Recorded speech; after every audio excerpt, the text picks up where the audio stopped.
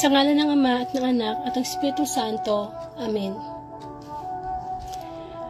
Pinupuri ka namin, Diyos amang makapangyarihan sa lahat. Maraming pong salamat muli sa bagong araw na ipinagkakaloob mo. Every gising is a blessing. At ito ang unang biyayang ipinagkakaloob mo sa bawat isa na iyong nilikha.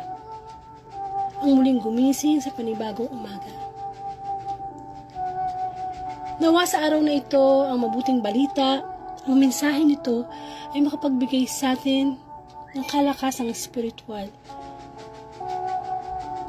Ngunit bago tayo magpatuloy, batid natin ang presensya ng Banal na Espiritu ay naririto sa ating kalagitnaan. Lumapit po tayo ng may kababaang loob at humingi ng kapatawaran sa ating mga kasalanan. Ama sa langit, patawarin mo po ako sa aking mga kasalanan at kahinaan. Ang iyong abang lingkod ay lumalapit sa iyo at humihingi po ako ng paglilinis ng aking puso at isip. Gamitin mo muna ako bilang instrumento na daluyan ng iyong mga mensahe. Dahil kahit ako na nagsasalita sa Facebook Live na ito ay nakikinig sa iyong tinig.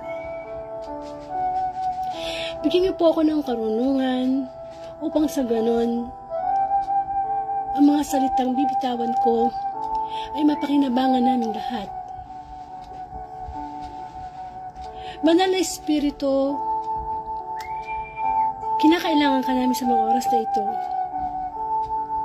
Ang Espiritu mo at Espiritu namin ay magkaisa upang ang binhi ng mensahe ng Friday Gospel ay maitanim sa aming puso, tumubo, mamunga, at may bahagi sa iba. Dalangin ko din po makakarinig ng live, ng Facebook Live na ito. Panginoon, ito ay iyong gawain online. Ikaw ang mabibigyan ng parangal sa gawain ito. Ikaw ang maitaas. Ikaw ang mabuting Diyos. Ikaw ang Diyos ng pag-ibig. Ikaw ang Diyos ng pagpapatawad. Sa mga oras pang ito, kalimutan natin muna ang mga pagsubok na tinadanas natin. Sakit man yan o problema sa pamilya. Ang pinakamahalaga, tayo fumukus sa presensya ng mensahe ng Diyos. Ang bawat isa ay tinatawagan na patuloy na makinig sa mabuting balita. Sa kabila ng maraming masamang balita na nangyayari dito sa mundo, karapat-dapat lamang na mabuting balita mula sa Diyos ay ating pakinggan. Come Holy Spirit, kailangan ka namin. Ang lahat ng ito'y dalangin ko po sa iyo, Ama, sa pangalan ng Anak, kaysa ng Espiritu Santo. Amen.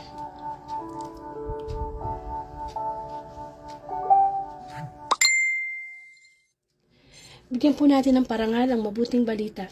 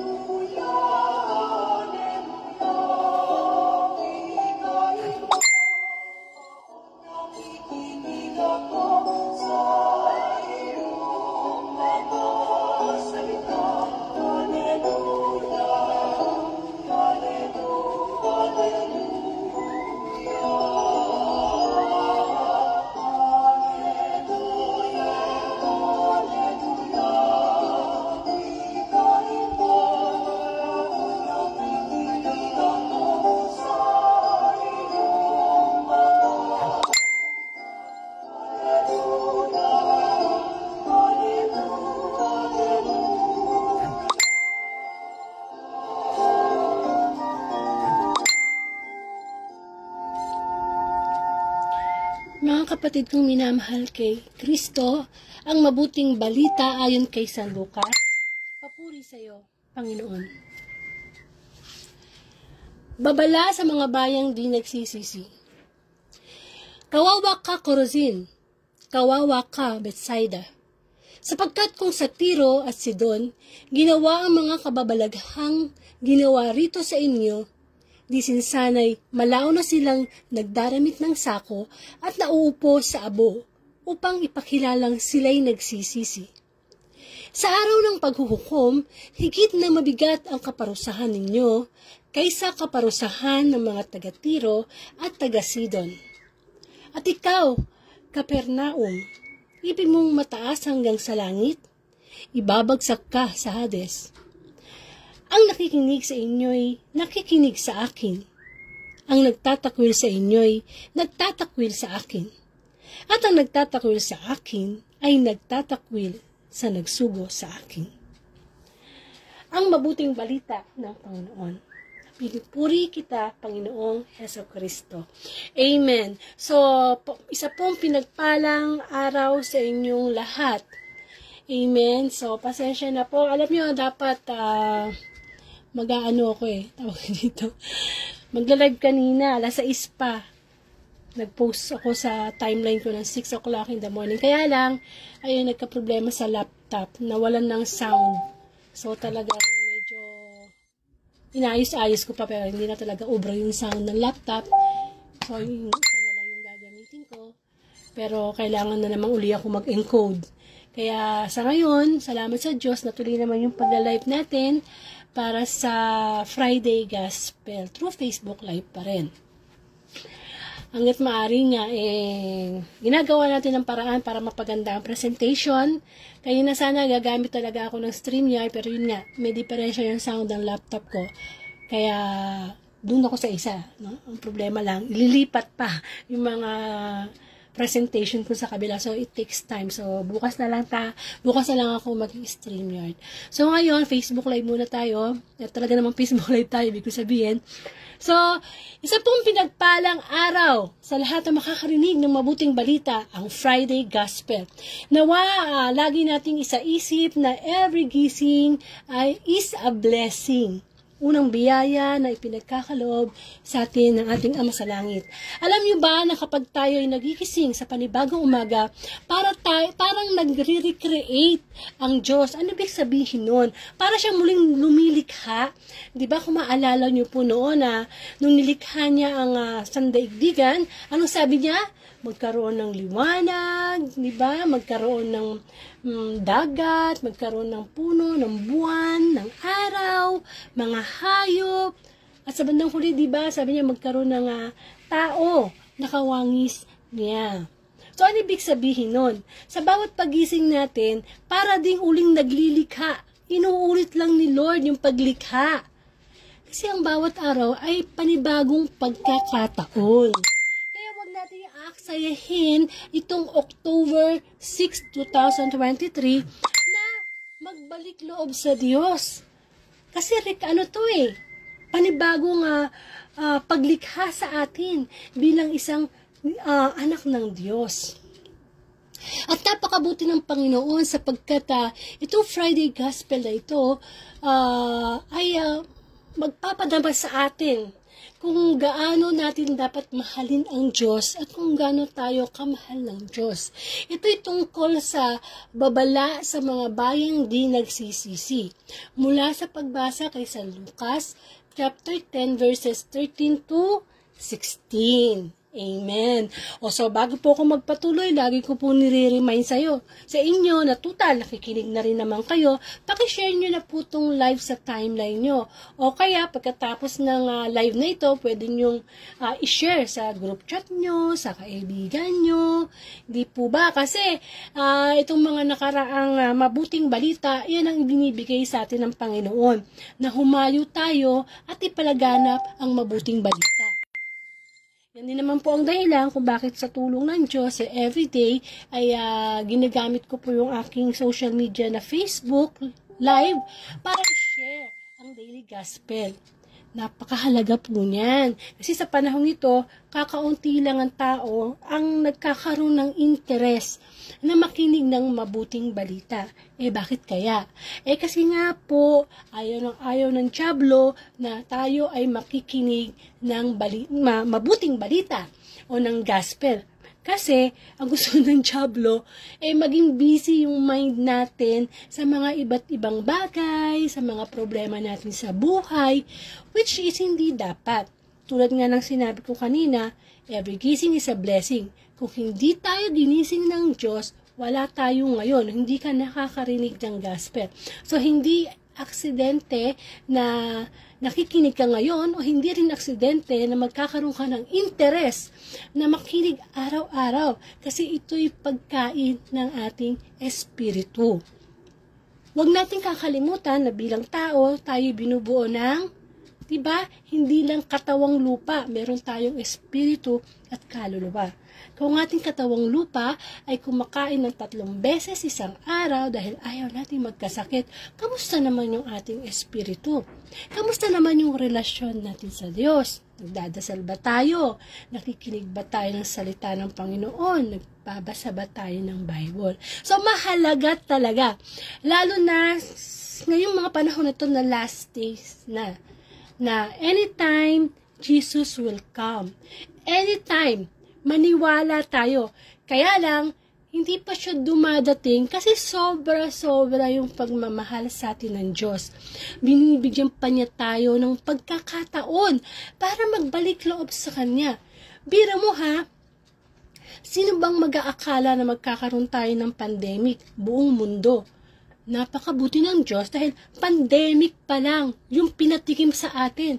Sa sobrang makasalanan ng mundo ngayon, kung tutusin, isang kisap mata lang ng Diyos, tapos na. Second coming na. Pero binigyan tayo ng pandemic muna. Tinuruan muna tayo ng disiplina. Pero mukhang bumabalik na naman tayo sa dati, di ba? Bumabalik na naman yung mga tao sa kabisihan. Kaya kailangan talaga lagi tayong nakakarinig ng salita ng Diyos. Salamat naman at meron tayong tenga na nakakarinig. Pero ang gusto ng Panginoon ay yung spiritual nating tenga. Amen? So, pinapaalala ko lang naman sa bawat isa ang kahalagahan ng pakikinig ng salita ng Diyos bilang pagkain ng ating espiritu. Kung yung mga senior citizen, nagkakaroon ng maintenance, may sakit sa puso, may diabetes, di ba? Iinom yan everyday, hindi dapat makalimutan. Ganon din ang salita ng Diyos. Kasi ang katawang lupa natin ito, mamamatay ito. So, paano na ating kaluluwa? Yan ang dapat na higit nating pinaghahandaan. So, balik tayo sa ating gospel. At sisiguraduhin ko sa inyo na ang pakikinig nyo din ngayon sa mabuting balita ay magbibigay sa inyo ng inspirasyon na lalong mahalin ang Diyos.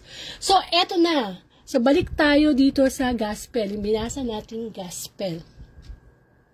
So, kung babalikan natin, ang sabi dito ay may mga binanggit na lugar, no? Pero, masasabi natin itong Capernaum, dito nagkaroon ng marami ding himala o may mga himalang ginawa ang Panginoong Hesukristo, no? Di ba yung iba pa nga noon, yung sa Kanaan, yung unang himala, no? Nung ginawa ng Panginoong Jesus na alak yung tubig sa kasalan ng Kanaan. Yun yung kanyang unang himala. Pero dito sa Capernaum, dito naganap ang kanyang mga himala kamukha nung listahan ko ha. So, ayun. May listahan ako dito eh. Yung pagpapagaling sa alipin ng kapitan. Kung alam natin yung kwento na yun, no? Alam naman natin ang Panginoong Hesus ay nagpapagaling. At yung pinagaling din ng Panginoong Hesus sa lugar na ito, yung mother-in-law ni Pedro. At gayon din yung paralitiko na nakahiga, para lang makapunta sa Panginoong Hesus, ay dinaan siya doon sa bubong. So, napakaswerte, di ba? Napakaswerte kapag naranasan mo yung paghihimala ng Diyos. Halimbawa na lang dito sa Pilipinas, maraming lugar dito. May Bulacan, may Manila, may Pampanga. Kung halimbawa, nasa panahon natin nandito ang Panginoong Hesus at naghimala sa Bulacan, di ba napakapalad nating maranasan ang pagpapala ng Diyos. Pero, dito sa mabuting balita, sinabi yung tungkol sa mga bayang di nagsisisi. Sa panahon po ng mga unang panahon pa, no, na kapag ang isang tao ay nagkasala at gusto niya talaga ng isang marubdob na pagsisisi, gusto niya talagang magsisi sa kanyang mga kasalanan. Ang ginagawa nila ay nagsusuot sila ng damit na sako. Alam naman natin na sako, ano yan? Marumi, di ba? Makati yan sa katawan kapag sinuot mo. Tapos, naglalagay sila ng abo sa kanilang ulo bilang tanda ng kanilang pagsisisi. At hindi lang yon, pupunta sila sa daan, sa lansangan, mainit, tirik ang araw, at sisigaw nila. Sila nagsisisi sa kanilang kasalanan. Sa atin ba, magagawa ba natin yon? Parang ang hirap no, no? Alam naman natin na sa panahon natin ngayon, pumunta lang sa pare, nahihiya na eh. Minsan nangungumpisal tayo, once a year lang. Naku kapatid once a year lang. Yes, sinasabi ng simbahang Katoliko na ang minimum na paghingi ng confession kahit isang beses, isang taon. Pero kung ikaw ay talagang nakakilala na sa Diyos, hindi ka makukontento na humingi ng tawad o pumunta sa confession room na isang beses lang, isang taon. Mas 365 days tayong buhay 365 days tayong nagkakasala, hindi lang, di ba? Ang dami kada araw. Pero ang paghingi ng tawad, dapat talaga lagi yan. Every day, today. Amen. Kasi mga kapatid, walang taong makapagsasabi na, ay, itong araw na to wala akong nagawang kasalanan. Yan ang pinaka-imposible at pinaka-sinungaling na statement na maririnig natin. Kasi, whether we like it or not, nagkakasala tayo sa isip, sa salita, at sa gawa. Gustuhin man natin o hindi. Amen? Minsan nga may mga nagagawa tayo o nasasabi tayo na na-offend yung kapwa natin. Nagagalit sa atin na hindi natin alam. Amen? Alam naman natin na tawag dito na may mga tao na iba-iba yung interpretasyon sa ating mga kilos na nagdadala rin sa kasalanan. Kung minsan nga, di ba, sa chat lang, sa Facebook lang, sa social media lang, mag-comment ka lang doon sa pinost niya. Magkakasala ka na Amen? Kaya dapat lamang na marubdob yung ating paghingi ng tawad. Pero yun nga, nakakalungkot na hindi to pinagtutuunan ng pansin ng tao. Dito sa atin, makikita natin na nagkakaroon ng confession, interesado ang tao kapag mahal na araw. Di ba, sa simbahan, nananawagan ng confession. Bakit mahal na araw lang ba tayo nagkakasala? Dapat everyday. Dapat nagdadasal tayo at laging humihingi ng kapatawaran sa Diyos. Kasi, yan ay isang daan ng paghahanda. Dahil hindi natin alam kung tayo mabubuhay pa sa kinabukasan o mabubuhay pa ba tayo mamaya. At least mamatay man tayo anytime, nakahingi tayo ng tawad sa Diyos. At kung bukal naman sa puso ang ating paghingi ng tawad, sigurado tayo ay patatawarin ng Panginoon. Amen? Kaya nararapat lamang na lagi nasa isip natin, Lord, patawad. Pero wag naman natin lokohin ang ating sarili. Kasi ang Diyos talaga hindi naman natin maloloko yan Baka naman yung inihingi natin ng tawad ngayon, gagawin natin uli bukas. Hindi ganoon. Ang totoong paghingi ng tawad ay hindi na pag-ulit muli ng ginawa nating kasalanan. Kasi ang sinasaktan natin dito, hindi tao, mismo ang Diyos. Parang ipinapako natin muli sa krus ang Panginoong Yesus para muli natin siyang hinahampas, dinuduraan, sinisigawan ng ipako siya sa tuwing tayo nagkakasala. Amen? Kung mahal natin ang isang tao, kamukha halimbawa ng ating magulang, ng ating mga anak, sasaktan ba natin sila? Tayo nga mga nanay bukang bibig natin na, saktan mo na ako, wag lang ang aking anak. How much more pa kaya ang isang Diyos na lumikha ng lahat, na pinanggalingan ng lahat, na sasaktan natin? Yun nga hindi kasi natin nakikita ang Diyos, kaya hindi ganun natin karamdam. Hindi naman talaga magpapakita ang Diyos sa atin, dahil hindi natin kakayanin yun. Kaya nga, spirito tong gawain na to Yung espiritu natin mabuhay Amen? Kailangan mas may relasyon tayo sa Panginoon. Mas may oras tayo sa Kanya. Mas may panahon tayo sa Kanya. Kung paano natin minamahal ang ating mga anak, na ayaw nating madapuan ng lamok ng maliit. Nagkakasakit, nag-aalala tayo. Pag wala sa bahay, chinachat natin, nasaan ka na? Ganun dapat at higit pa ang dapat relasyon natin sa Panginoon. Pero ang mas pinupunto ng Panginoon sa mabuting balita ay yung ating pagsisisi. Pagsisisi ng lubos. Lubos na pagsisisi. Yan ang hinahanap sa atin ng Panginoon. Kasi hanggat hindi tayo marunong magsisi ng ating mga kasalanan at hindi na to ulitin, lagi tayong kandidato sa impyerno. Na kung nasa impyerno na tayo, kahit magsisi pa tayo, hindi na tayo mapapatawad ng Diyos. Napakabuti ng Diyos dahil hanggat buhay tayo binibigyan ng pagkakataon na tayo ay magbalik loob sa Diyos. Amen? So, ano ba yung, marami kasing paraan para tayo ay magsisi o lumapit sa Panginoon. Pero bigyan ko na lang kayo ng 3.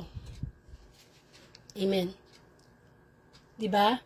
So, kung malalaman mo kung totoo talaga yung pagsisisi mo, kung eto, no? Una, confession. Confession.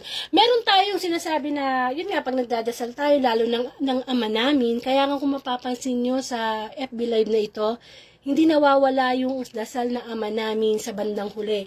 Kasi yung dasal na Ama namin, kompletong-kompleto yan. Nandyan na lahat. Lord's Prayer nga yan Yan ang itinuro ng Panginoong Jesus na dalangin sa kanyang mga alagad. Amen? So, confession, bukod sa humihingi tayo ng kapatawaran sa ating panalangin, which is talagang dapat naman, at buong puso, dapat lang din na nagkakaroon tayo ng desire na pumunta sa pare. Bilang mga Katoliko, naniniwala tayo na ang pare ay ginagamit ng Diyos para daanan ng kanyang pagpapatawad. Nakakalungkot nga lang, yung mga ibang sekta, hindi sila naniniwala sa pare. Para sa kanila, diretso na lang. Bakit may pari-pari pa? Diretso na lang. Sa atin hindi ganun. Meron tayong mataas na respeto sa pari sapagkat ito'y alagad ng Diyos. Binigyan ng kapangyarihan ng Diyos. Amen? Kaya, okay naman yung everyday naghihingi tayo ng tawad. Lalo na bago tayo matulog. Ang pinakamahalagang oras na tayo humihingi ng tawad bago matulog.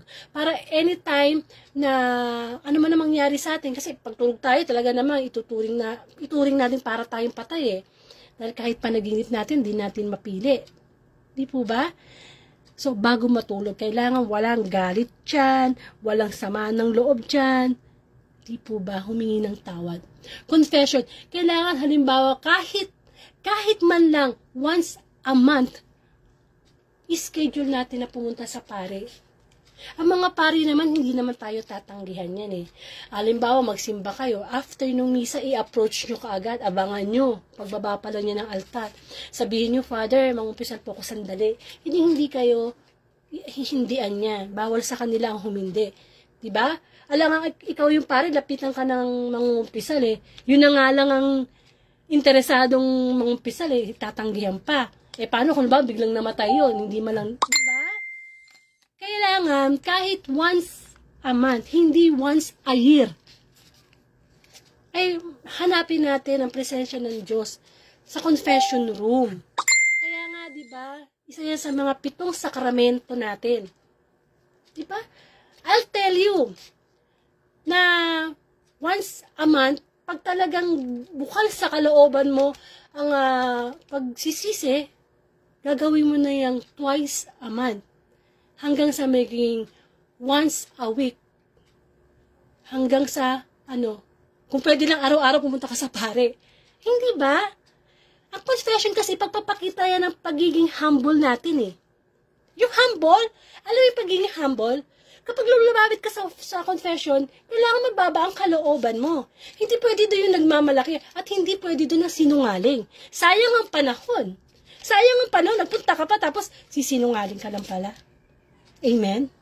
So, isa sa mga step is confession. Wag lang tayo makontento doon sa everyday nagpipray tayo. Maganda yun. Pero bilang mga Katoliko at isa sa mga sakramento, ay ang confession, mag-schedule naman tayo. Nakakapag-schedule nga tayong magpunta sa mall So, mag-vacation sa Boracay. Di po ba ang binag-usapan natin dito? Kaluluwa. Amen? And of course, paalala ko lang po na kapag tayo po ay nagsisimba tuwing linggo, wag po tayong susubo ng ostia kung hindi po tayo nakapag-confess. Kasi bawal po yung halimbawang mortal sin pong maituturing na hindi ka nakapagsimba, halimbawa last week, hindi ka nakapagsimba, tapos magsisimba ka tong darating na Sunday, tapos pipila ka sa, sa communion. Kailangan po muna tayo mag-confess. Yon, isa sa mga, i-share ko lang po yan, nadinig ko po diyan sa isang kaibigan naming pare. Tapos, isa rin po sa mga bawal, yung halimbawa, kukuha ka ng communion, tatanggap ka ng katawan ni Kristo, na ikaw ay hindi kasal. Halimbawa, nagsasama lang kayo, nag-live-in lang kayo, mortal sin din po yun. Kasi akala po natin, lalo ng mga kabataan, na kapag confession, communion, akala nila, porque maraming pumipila doon, sige, ano lang, alam mo yon, maraming pumipila, nangungumunion, sige, ako na rin. Baka sabihin nung sa likod ko, kakilala ko, hindi ako, di ba? Hindi. Kailangan, malinis tayong tatanggap ng katawan ni Kristo. Katawan ni Jesus Christ yung tinatanggap natin. Tapos, isusubo natin, punong-puno tayo ng pamumuhay sa kasalanan. Amen? So, kailangan ganun. Yung sinasabi po dito nga, kasal po sa simbahan, hindi po sa civil wedding, hindi. Sabi nung pare, talagang sa simbahan. Kasi, dapat naman talaga kinakasal ang mag-asawa, ang dalawang nagmamahalan sa simbahan eh. Hindi naman kasi kinakailangan ng bongga eh. Akala kasi natin pag simbahan talagang dapat bongga. Pwede naman kayo maging simple. Ay, importante doon matanggap yung sakramento ng kasal, di po ba? So, yun po. Yun, kailangan talagang sabi mo, gusto ko na magsisi, Lord. Gusto ko na magsisi. So, yung confession, dapat hindi na yan mawawala sa buhay mo. Schedule it once a month, hanggang sa maging twice a month, hanggang sa maging, diba, hanggang maging weekly. Amen. Napakaganda niyan.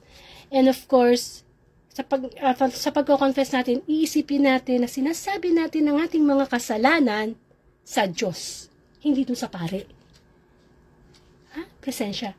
At pahabol ko pa pala, dapat pag nagko-confess tayo, diba, pupunta tayo kay Father, magko-confess tayo, dapat sa dami ng kasalanan natin, sabi po nung paring kakilala namin, is uunahin yung pinakamalaking kasalanan, pababa.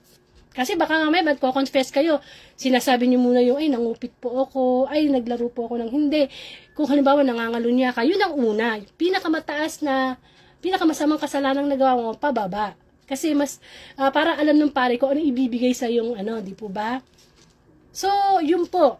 Kailangan talaga yung confession, hindi mawala. Yun, huwag kayong papayag na hindi kayo makapag-confess kahit isang beses. And dun mo kasi kasi ano yan eh, personal mo yung attachment eh, spiritual attachment natin yung kay Lord. Pangalawa, ang totoong pagsisisi ay forgive others. Amen. May connection to dun sa una, dun sa confession. Bakit ba tayo humihingi ng tawad sa Diyos? Kasi gusto nating patawarin tayo ng Diyos. At yun naman ang dahilan kung bakit nagpapako si Kristo sa krus. Para pagbayaran, patawarin ng ating mga kasalanan. So, sino tayo para hindi magpatawad? Forgive others, kung napansin nyo, talagang kinapitalize ko yung forgive, talagang pinagdidiinan ng mensahe ng Diyos. Kasi po, ang galing-galing nating humingi ng tawad sa Diyos, pero bakit ang hirap-hirap sa atin ang magpatawad? Bakit napakahirap sa atin ang magpatawad? Amen?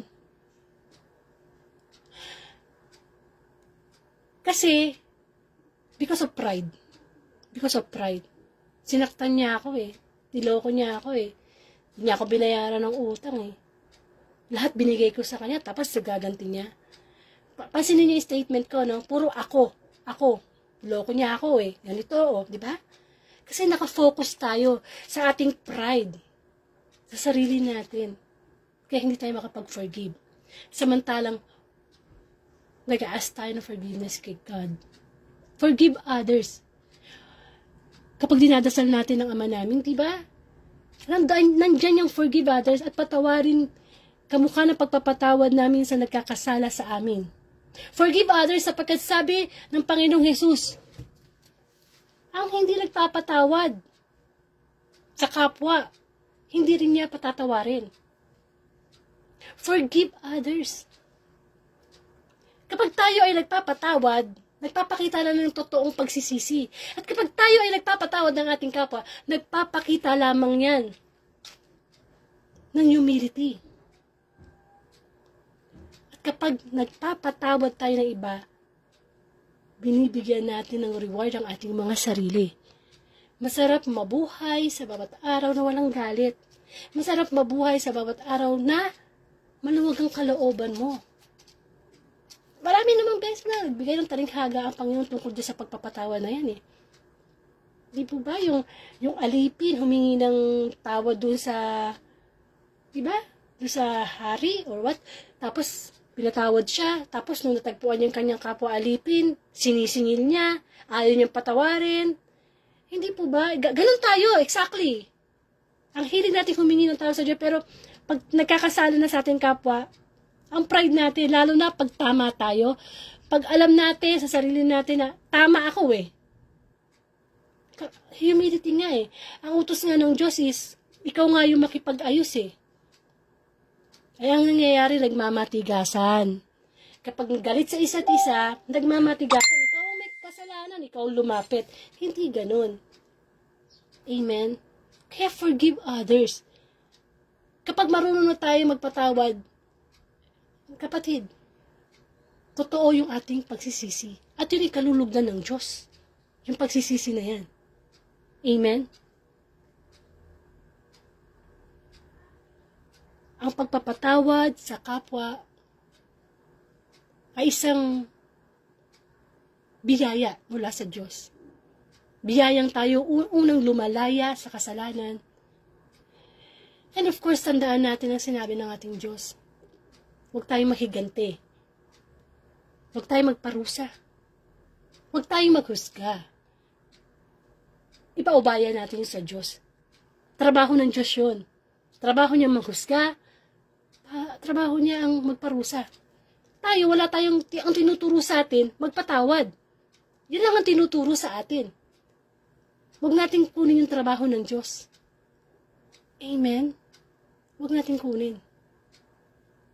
Bagkus, tularan natin si Kristo na punong-puno ng pagpapatawad sa atin. Hanggang ngayon, binibigyan tayo ng pagkakataon na magpatawad at patawarin. Amen? And of course, yung pangatlo, yung we must keep the commandments of God. Ang totoong pagpapakita ng pagsisisi, tinutupad na natin. Sinusunod na natin, nagiging masunurin na tayong mananampalataya anak ng Diyos sa mga utos ng Panginoon. Kaya nga dapat talaga tayo nakakarinig ng gospel everyday. Kasi ito yung mga salita ng Diyos na magiging gabay natin, lalo na sa mga tukso, sa mga kahinaan natin. Kung di tayo nakikinig, tayo nakakalimot. Makakalimot. Kaya nga, di ba? Sa mga news, makikita mo, mga road rage, na tututukan ng baril. Hindi ba kasi wala sa kanila ang commandments of God, hindi nila sinusunod. Kasi nagiging self-centered tayo eh. Kaya kinakailangan lang na totoo yung ating pagsisisi, hindi na natin binabalikan, hindi na natin inuulit, tapos instead na ulitin natin, pinapalitan natin yun ng pagsunod sa mga utos ng Diyos. Napakahalaga. Yun, napakahalaga nun. At habol ko nga pala, na tayo, nagkakasala, humihingi ng tawad, kasalanan na yun. Di po ba? Kasalanan yun, na hindi tayo sumusunod na mga utos ng Diyos.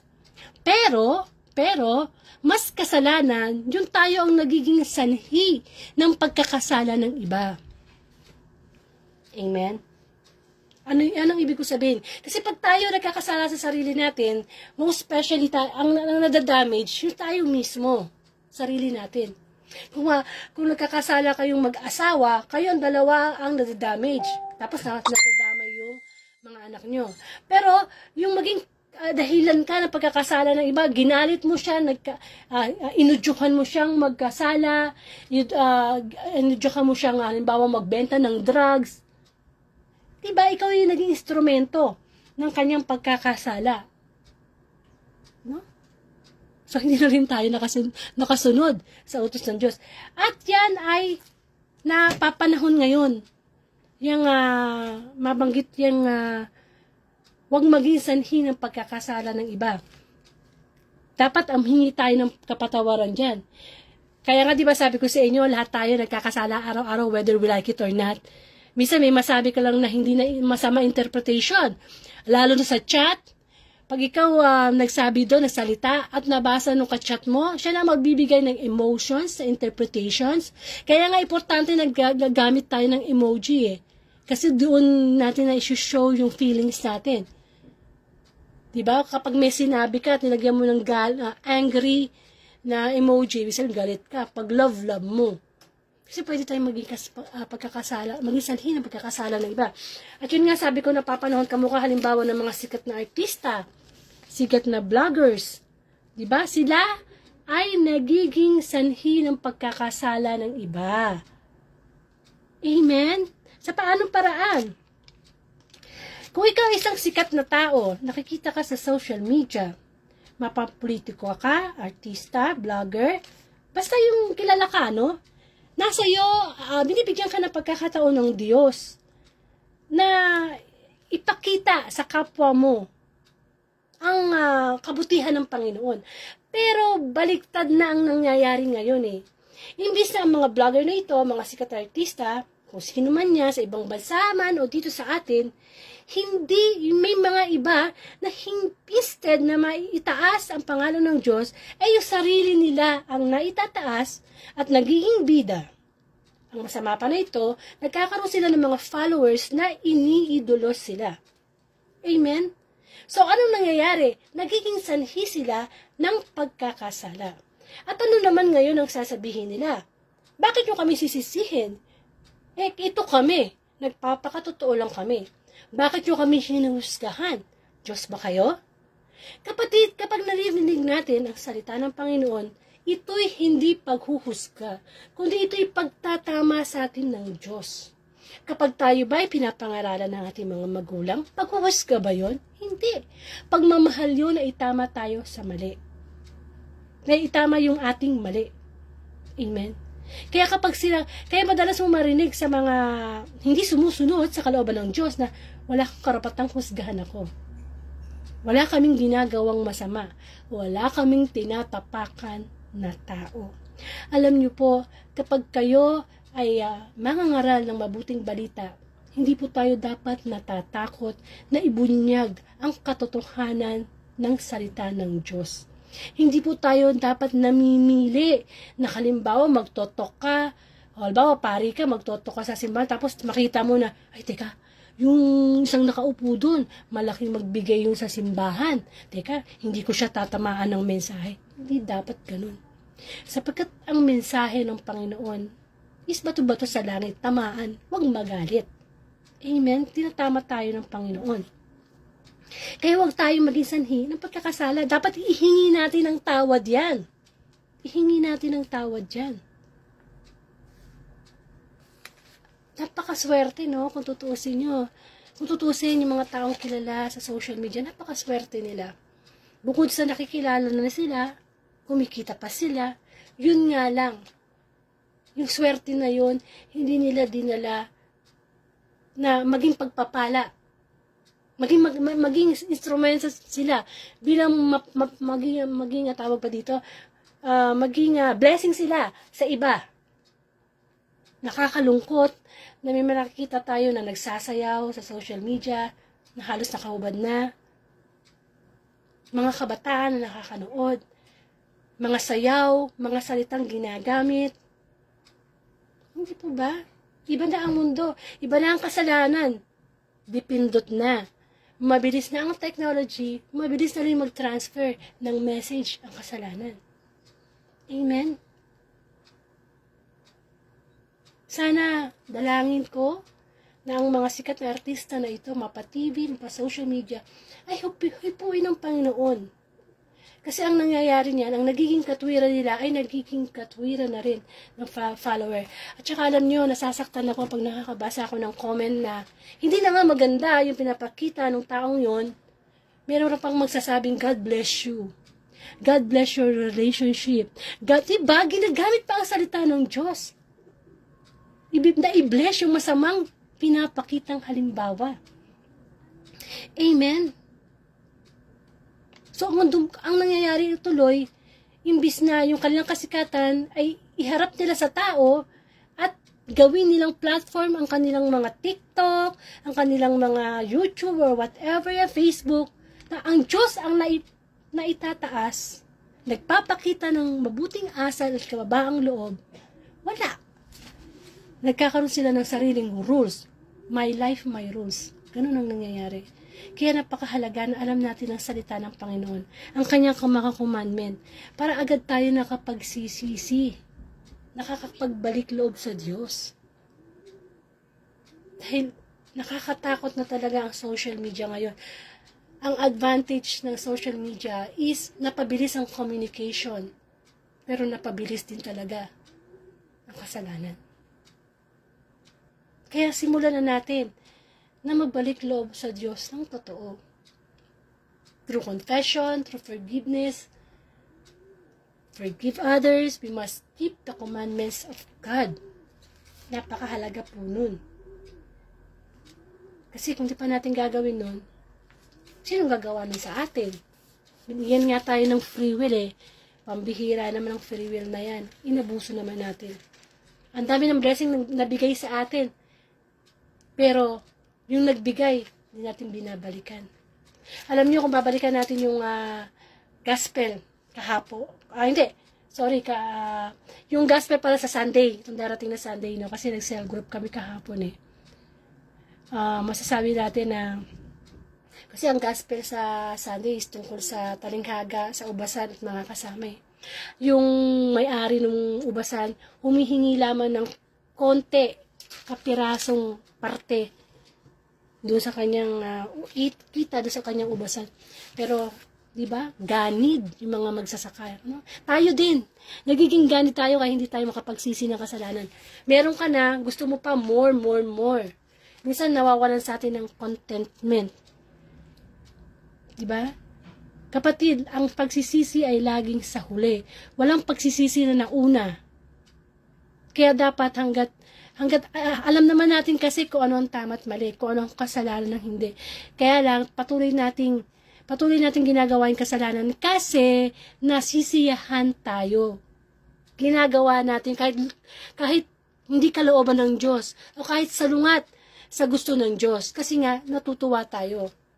Kaya huwag tayo paapekto sa mga nakikita natin sa social media, mga vloggers, mga sikat na artista, singer man yan. Hindi porke ginagawa ng marami. Tama. Tandaan natin, kakaunti lamang ang pupunta sa langit. Bakit? Kasi nga, kung patuloy tayong susuway sa Panginoon, patuloy nating alam mo yun, patuloy tayong magmamatigas sa Diyos. Hindi tayo buong puso magsisisi. Wala talaga tayong pupuntahan. At sabi ko nga, magkakaroon ng fulfillment, yung true repentance na yan, kung gagawin natin, kung may buhay, kung isinasabuhay. Amen? At yun nga sa huling, sinabi doon sa gospel, ang nakikinig sa inyo ay nakikinig sa akin, at ang nagtatakwil sa inyo ay nagtatakwil sa akin. At ang nagtatakwil sa akin ay nagtatakwil sa nagsugo sa akin. Kapatid, itong pakikinig nyo sa Facebook Live na ito, o kaya kung halimbawa, may pinapakinggan kayo sa salita ng Diyos sa YouTube or sa TikTok, tandaan nyo, ang pinapakinggan natin pare-pareho ang mensahe ng Panginoon. Kapag tayo nasa loob ng simbahan, ginagamit ng Diyos ang pare. So, focus tayo sa mensahe ng Diyos. Kung pastor man yan, kung madre man yan, kahit simpleng tao, basta itinataas ang pangalan ng Diyos. Ang pinapakinggan natin ang Diyos. Hindi naman nagre-require si Lord ng napakatalinong tao eh. Kaya di ba sabi niya, ang nakikinig sa inyo, nakikinig sa akin. So, pare-pareho tayo nakikinig sa Diyos sa oras na ito. Pero ang nagtatakwil sa inyo, nagtatakwil sa akin. Nakarinig ka ng salita ng Diyos, hindi ka interesado. papatayin mo. O kaya, nakarinig ka na ng salita ng Diyos sa simbahan, paglabas mo, wala na. Iba na yung nasa isip mo, wala na. O, tanungin mo, ano ba yung gospel ng last Sunday, hindi na maalala. O ano ba yung, kahit yung gospel lang kahapon, hindi na maalala. Hindi po ba? Kuminsan ganyan tayo eh. Kaya, itinatakwil natin ang salita ng Diyos. At ang nagtatakwil sa akin, nagtatakwil sa nagsugo sa akin. Yun ang masakit. Tinakwilan natin ang Panginoon Jesus, parang tinakwilan natin ang Diyos Ama. Amen? Pero kung pinapakinggan natin ang Panginoon, ang pagsisisi ng buong puso, magagawa natin sa tulong ng Diyos, sa tulong ng Panginoon. Kapatid, kung tayo lang, wala talaga tayo magagawa. Alam na nga nating mali, kasalanan, dapat pagsisihan, sige pa rin tayo. Para bang para bang, wala ba tayong kamatayan? Hindi po ba? Alam na natin ang bawat kasalanan natin may consequences eh. So, pag-isipan natin mabuti, alang-alang sa kaligtasan ng ating kaluluwa. Di po ba? Napakabuti ng Panginoon sa totoo lang. Araw-araw, napakabuti niya. Kinakailangan lang natin damhin yun, yung kanyang kabutihan. At huwag nating abusuhin yung kanyang pagbibigay ng pagpapatawad. Ang pagsisisi natin, bukal na bukal sa kalooban, kitang-kita ng Panginoon. At wala natin kakalimutan na nabubuhay tayo dito sa mundo pansamantala lamang. Sabi ko nga, mahirap magsisi sa huli. Marami na tayong napagsisihan sa buhay eh. Marami na tayong mga nagawang pinagsisihan natin. So sana naman sa oras na ito, magdesisyon na tayo. Excuse me. Magdesisyon na tayo na magbalik loob sa Diyos. Talikuran na. Kasi sabi nga, ang kasalanan, para daw yung chewing gum ng ninuya mo ng matagal sa loob ng bibig mo, puno ng laway, tapos idinura mo sa putikan. Tapos maya-maya kinuha mo uli at ninuya mo. So, ganun ang kasalanan. Hiningi na natin ang tawad ng kasalanan ito, inulit pa uli natin. Di ba, ang sabi nga baboy, no? In terms na sa salita ng tao. At saka, kung tunay naman natin mahal ang Panginoon, sa tuwing tayo gagawa ng kasalanan, tayo yung unang masasaktan. Kaya dapat marubdob yung ating pagsisisi. Ang hinihingi ng mabuting balita ngayon na isang malalim at tunay at faithful na pagsisisi. Para wala tayong pagsisihan sa kabilang buhay. Tayo po ay sama-samang magkaroon ng closing prayer. Ama sa langit, marami pong salamat sa pagpapaalala muli sa amin na ito na ang tamang oras, tamang panahon, upang kami magbalik loob sa iyo, O Lord. Ang dami naming kasalanan sa iyong ginawa. Pero salamat sa pagpapatawad mo. Nawa, Panginoon, magsilbing aral sa amin ang mga kasalanang nagawa namin sa iyo. Wala kaming magagawa, Panginoon, tulungan mo kami. Likas kaming makasalanan at kami patuloy na lumalapit ang nagsisisi, Panginoon. Lord, dinadalangin ko po ang mga taong may karamdaman. Nawa, sa puso nila itanim mo ang pagsisisi upang sa ganon, hindi nila na maulit ang mga dahilan ng kanilang sakit. Gayon din, Lord, dinadalangin ko po ang mga desire ng bawat isa. Ano man ang desire ng ating puso, hayaan natin ang Diyos, ang kalooban ng Diyos ang makasunod. Pero request from Sister Delia Martinez, nawa, Lord, ang desire niya na maglingkod sa kanyang mga kabarangay, ay ikaw ang magbigay ng katuparan. Ikaw ang nakakaalam ng kanyang puso at kanyang hangarin. Nawa, mauna ang Diyos na kung siya'y palaring manalo, ay unahin niyang ang Diyos ang nakakakita ng kanyang mga gagawin in the future. Gayon din ang lahat ng mga tatakbo sa barangay election, Lord. Pagkahipuin mo sila, Panginoon, nawa, turuan mo kaming piliin ang nakarapat-dapat na maglingkod sa bayan. Ang mundo din, Panginoon, nilalapit ko sa iyo lalo na kami lalo na ang mundo, ang Pilipinas, na puno ng kahirapan, mga sakuna, Panginoon, iligtas mo po kami. Bigyan mo po kami uli ng pagkakataon, lumapit, Panginoon. Magpadala ka pa ng maraming manggagawa sa ubasan, Panginoon. Gamitin na magpahayo at magpalaganap ng mabuting balita. Dalangin kong laging ibahagi ang good news kahit sa social media, Lord. Napakabuti mo, Panginoon. Maraming pong salamat. Pagpalain mong Facebook Live na ito. Bigyan mo po ako ng malakas na kalusugan, physical and spiritually, kasama ng aking pamilya, Panginoon. Maraming pong salamat. Ama namin, sumasalangit ka. Sambahin ang ngalan mo. Mapasa amin ang kaharian mo. Sundin ang loob mo dito sa lupa para nasa langit. Bigyan mo po kami ng aming kakanin sa araw-araw at patawarin mo kami sa aming mga sala para ng pagpapatawad namin sa nagkakasala sa amin. Huwag mo po kami pahintulot sa tukso, ihadya mo kami sa lahat ng masama. Amen.